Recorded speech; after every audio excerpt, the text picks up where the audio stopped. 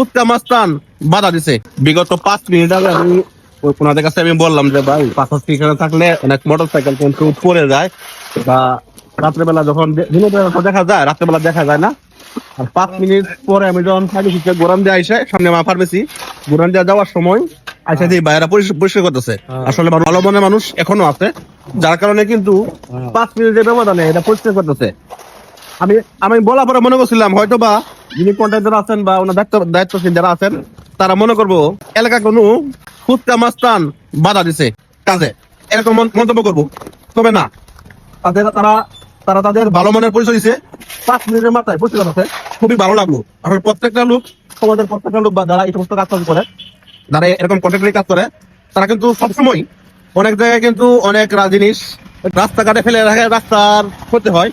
এরা এই যে এটা সরানোর জন্য তোমার আমি কয় মিনিট আগে বলে গেছি, 5 মিনিট আগে বলছি যে ভাই এটা সরাই দিলে মনে হয় ভালো হবে, জনগণ চলতে সমস্যা হবে। বিশেষ করে আমি যখন রাত্রে 11টার দিকে যাই, অনেক সময় এক লোক পরে যাই হয়েছিল। কিন্তু এই কথাটা বলার পরে 5 মিনিটের মাথায় তারা ভালো একটা উদ্যোগ নিয়েছে এবং জায়গাটা পরিষ্কার দিয়েছে। তো রাত্রেবেলা তো দেখা যায়, রাত্রেবেলা কিন্তু দেখা যায় না, যার কারণে মোটর সাইকেল অথবা রিক্সা ওগুলা খুব বিড়ম্বনায় পড়ে।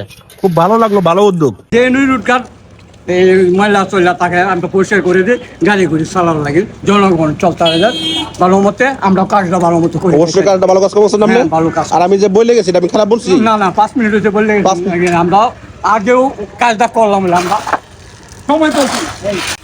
অনেকদিন যাবতে এইভাবে পাথর পড়ে থাকে, কিছু বলা হয় না, কেউ বলে না, তাই আমি বাধ্য হয়ে আজকে বললাম। আর আলহামদুলিল্লাহ বলার সাথে সাথে 5 মিনিটের মাথায় কিন্তু রাস্তাটা ক্লিয়ার করে দিচ্ছে।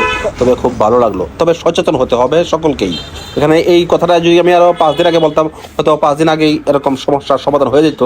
যাই হোক, সবকিছুর পরে ধন্যবাদ এই ভাইদেরকে যারা এই জায়গাটা ক্লিয়ার করে দিছে।